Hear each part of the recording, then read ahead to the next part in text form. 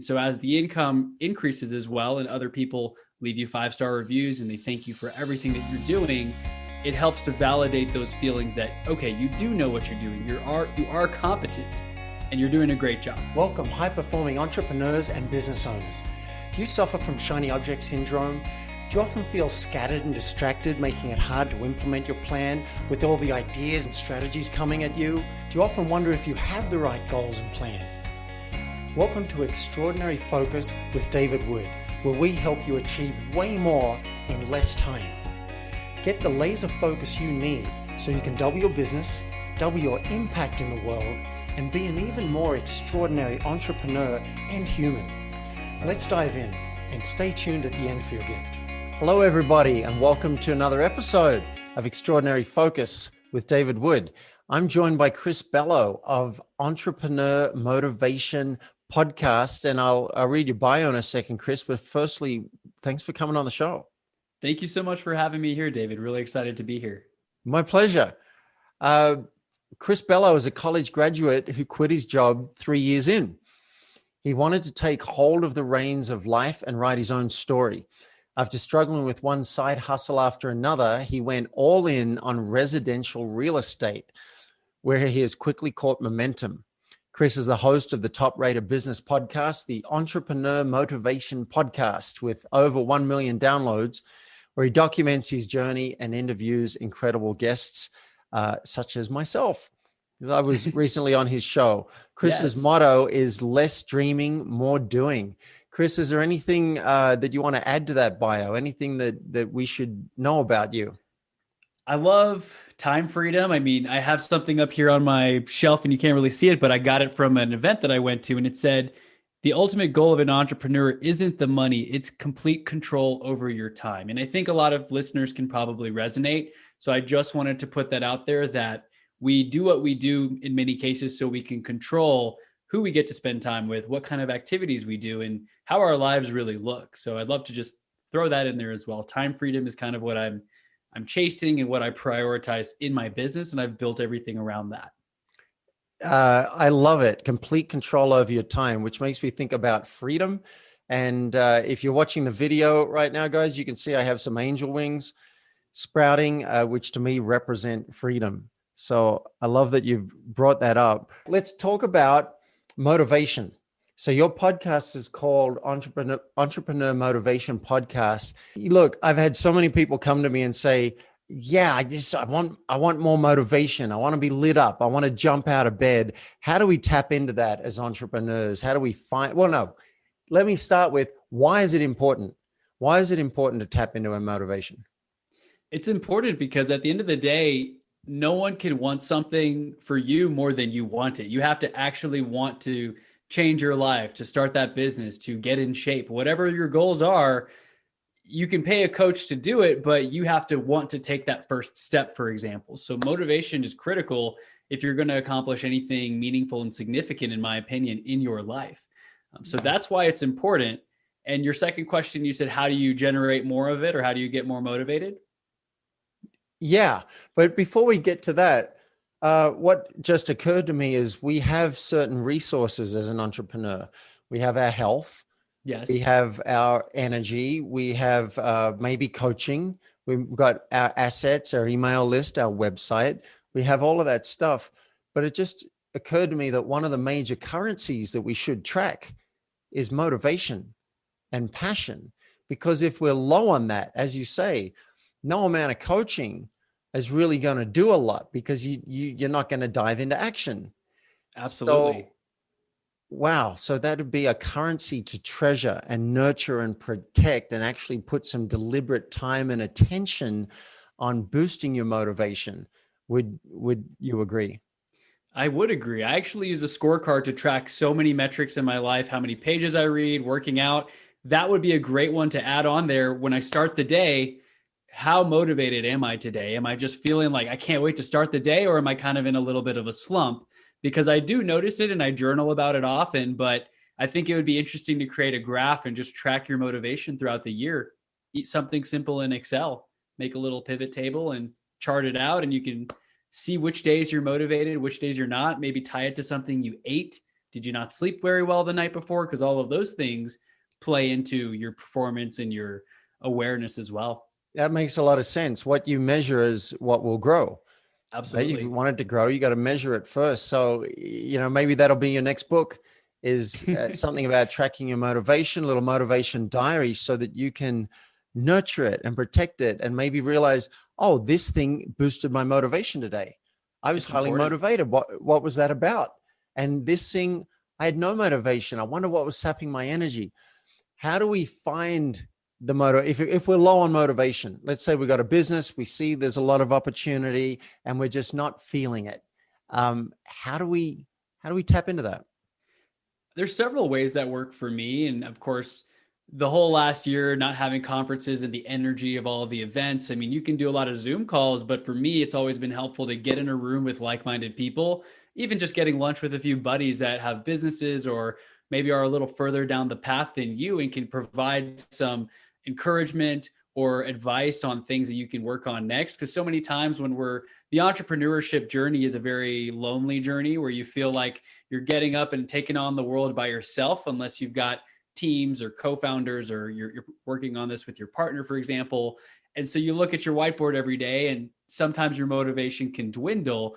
But for me, listening to podcasts or even motivational YouTube videos, they've got the right music or the right soundtrack with Eric Thomas or Tony Robbins kind of telling you to wake up and do your thing and change your life, because you can literally change the way you feel in an instant, and you can change the way you look at things. And I love the quote that says, when you change the way you look at things, the things you look at change. Because so many times we wake up and you look at things, the glass as if the glass is half full, when in reality a quick perspective shift can help you realize that it's actually glass half full instead of glass half empty. We can easily change the way we look at things just by having someone, hey, Chris, you're grateful.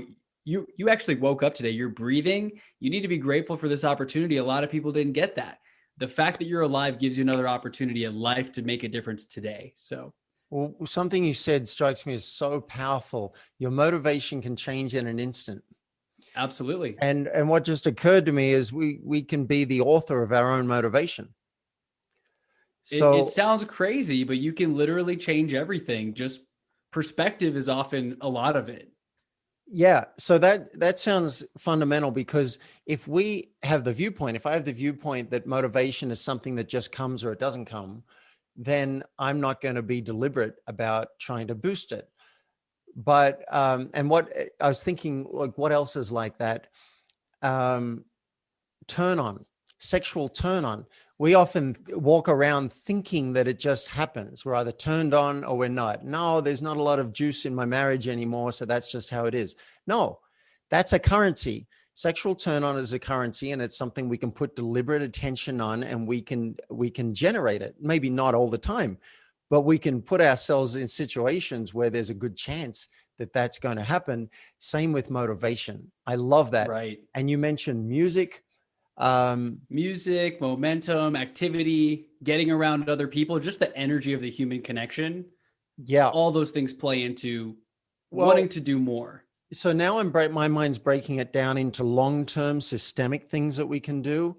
Yeah. And one of those you mentioned was getting around the right people. So I want to break those down into long-term and short-term. So it might make sense, I guess, to live in an environment that is conducive to you. You might set up your I was going to show you my office. It's a little strange. It's got woodland creatures and fairies and all sorts of things. I didn't create it, but there's mural all around this office. But you could set up an office. I've got a view out here to die for, and it's motivating for me. You could set up being around the right people. I've been fortunate enough to be nominated to the Transformational Leadership Council, and I got to go and hang out with people like Marianne Williamson and John Gray, and there's Oprah's executive producer right there, and there's an Oscar-winning movie producer over here, and I'm hanging out with these people, and that was so motivating to see what they've done and just leave with, oh, I can do whatever I want. Right. So I love these long-term things. And then you said something else, which was so pivotal for me. You said motivation can change in an instant. So if it can change in an instant, maybe I can change it in an instant. So I might put on some music, might get outside. I've got a chin-up bar, and Movement. I've been avoiding it, but I'm now thinking, this could be a metaphor for me. I could go and be like, going and doing those pull-ups until the last point where I can't do anything could be a metaphor, and I could apply it to the rest of the business. So maybe that'll help me with motivation. Yes. And one thing that's been powerful, David, for me is just a solid morning routine where you incorporate exercise, movement, reading, scribing about what you want to do. We could talk about that as well. But if you start your morning off right, in my opinion, this has been working very well for me. I can change that state. If I wake up and I'm like, I don't feel like doing anything, it changes very quickly after I do a workout and I write about my goals and I review my scorecard that we talked about and everything that I want to accomplish. My state changes very quickly after that. Right. What do you think about, I was just trying to think of some things that I've used like right now I'm writing a book called Name That Mouse, and I've got a co-author. And, generally we don't just wake up each day motivated to write that book. Right. So one thing I've been using, and I want to get your read on this, is regular meetings. And it'll create a meeting. And what do you think about something like that as a way to generate momentum and motivation and keep things alive? I really think that's a great idea. And I am against a ton of meetings, just not enjoying the corporate environment where you sat through 3 hours of meetings many times. But I think it's helpful to have a quick 30-minute or 1 hour session every 1 or 2 weeks to touch base, maybe even like a working session where you're holding each other accountable and it's just quiet time to get your work done, but you have that person there who also is doing it and you can ask a quick question if you're stuck on something. And so it's more for the accountability piece that I really feel that would be beneficial, because you don't want to show up to next week's meeting without having done your part, which will hold you to finishing the work that you set out to do. Yeah, I like that. Well, you've now brought up the idea of peer working. And Yes. I have a friend, Megan Taylor Morrison, who has a virtual co-working group. And so you pay a small amount a month and then you can join. You've got the calendar added to your Google Calendar and you can see when it's going to be. And you join on and there'll be 5 or 6 other people there. And at the top of the hour, everyone says what they're going to accomplish. Boom, boom, boom, boom, boom. And then 2 hours later, and we keep Zoom open, and 2 hours later, come back in and say, how'd you go? What did you get done? And I find that very motivating. And with the book, these meetings, I'll say, well, we should set another meeting. She said, well, why don't we wait until we've done our work and then we'll set up a meeting? I said, no. Because then you won't do the work. Let's set up the meeting. That'll make me do the work. And Yep. One thing we've found is that on the meeting, some things will come out that we did not predict. Like one meeting we had, I wasn't feeling motivated about the book, but I said I'd do it. So I thought, well, we should meet about it. Came up with the idea of a Kickstarter campaign for the book. We were both very excited by that. And then we'd lose motivation for a while, but we had another meeting booked. And because I wanted to keep this moving, otherwise it can just disappear into a hole. And then we'd have other ideas like, well, what do we need to get this moving? Oh, endorsements. Endorsements would be good. And so a big name to write the forward. And so we just, I just reached out to Marshall Goldsmith and asked him if he'd provide an endorsement. Boom. Such a generous man, did it. Ivan Meissner from Business Networking International. He's going to, I'm waiting for one from him. Now we're more motivated because it's living outside and someone just agreed to write the forward. So all of these things are helping. Where does coaching fit in with the motivation equation? Coaching's important in a way because the accountability piece, I think I like that word accountability, because if you're working out on your own, for example, no one's watching you. Sure, you're cheating yourself if you don't do your full reps that you're supposed to do, but 50 sit-ups, that's fine. I don't want to do 100 today. 50 should be good. If you have a coach there, you're doing all 100, or you're going to keep going until you can't do any more. And likewise, I think a good coach, like we talked about when you were on my show, they will make sure to ask you the right questions, ask the tough questions that help you reach inside of you and pull something out that you didn't even know that you had. And so A good coach will make sure to ask the questions that will help you to know that you know what you're doing, but you just needed a little bit of guidance in a way to go down that path. But I'd have to go back to the accountability piece. That's what I think is the most important component of that, because it's too easy if it's just you and no one's looking to take the easy way out and not do what you set out to do. Yeah. Wow. There's so many things there, and my mind's like trying to pick which thread To dive into, yeah. to pull on this. Um, where do rewards and consequences fit in with the accountability and the motivation equation? I love rewards and consequences. With the scorecard system that I've been using for myself, that's been the most helpful, because many of our brains never turn off. You get to the end of the day, you did a bunch of stuff, and you never really have that closure. Like, did I do enough? Did I do the right things? And so this has helped me to disconnect and know, okay, I got my points for the day. I accomplished a few activities that move the needle for me in the areas that I think are important. And the way I reward myself, being in the real estate space, a lot of things you get paid on commission basis. And when deals close, you get different monies wired over to you. So for me, when I have a closing, I'll treat myself to something that I enjoy, something simple, usually, indoor skydiving at iFly or a tapioca drink. And I try to do that, but then I don't really punish myself a whole lot, but I withhold from enjoying those things. I won't treat myself to something until I have done something to accomplish some of the goals that I'm working on. You're mainly a rewards kind of guy.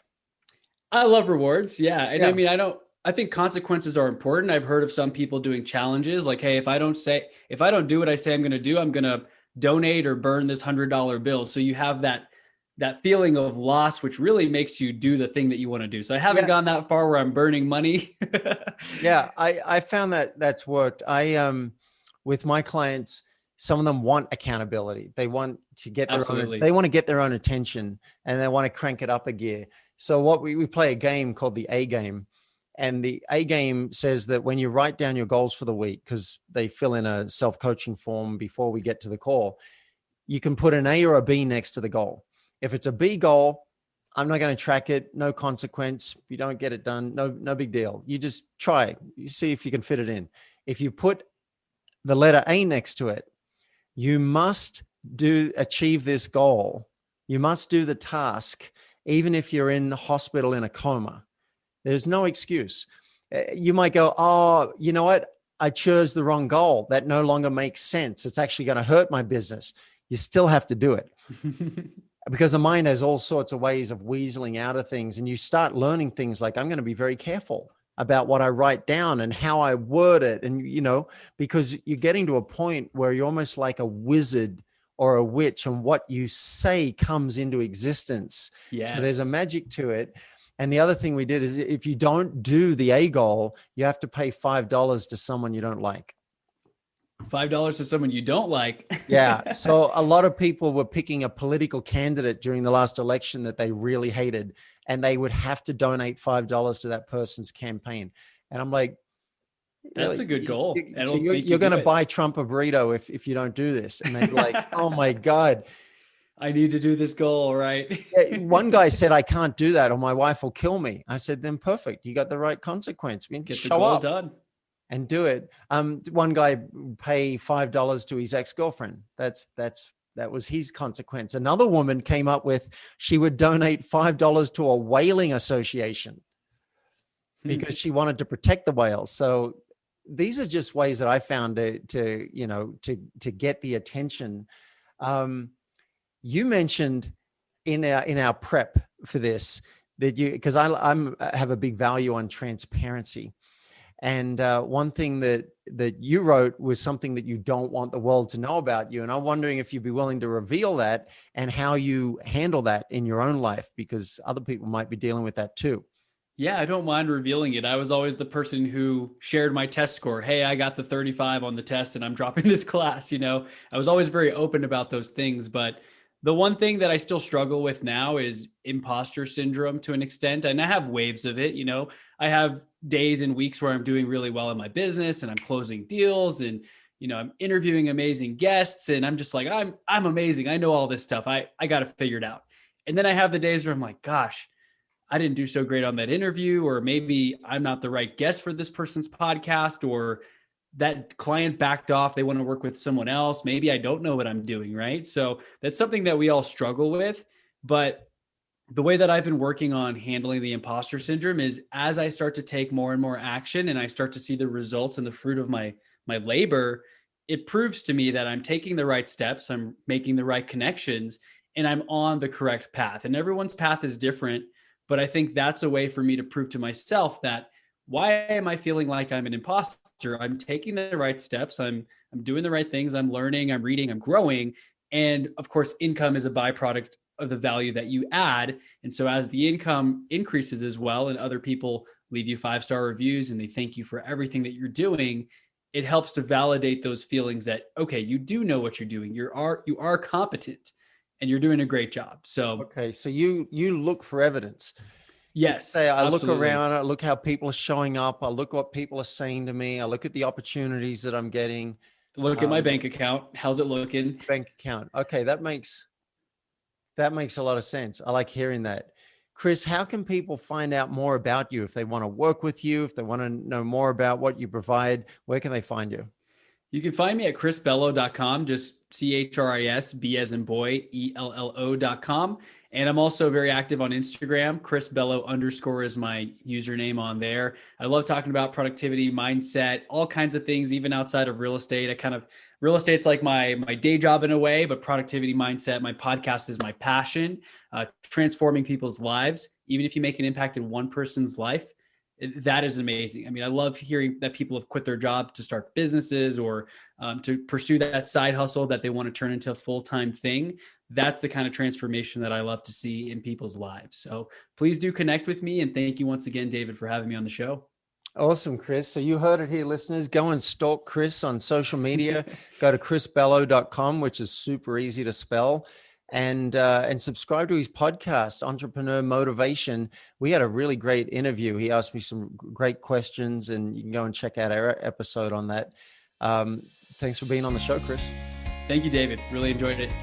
You've been listening to Extraordinary Focus with David Wood. Now, to achieve way more in less time, to double your business and your impact in the world, and to be an even more extraordinary entrepreneur and human, make sure you get your gift basket. It includes a cheat sheet to double your focus, a short video to implement the steps, and a free focus audit to identify the #1 focus leak in your business and how to plug it. To get all 3 of these goodies, just go to myfocusgift.com.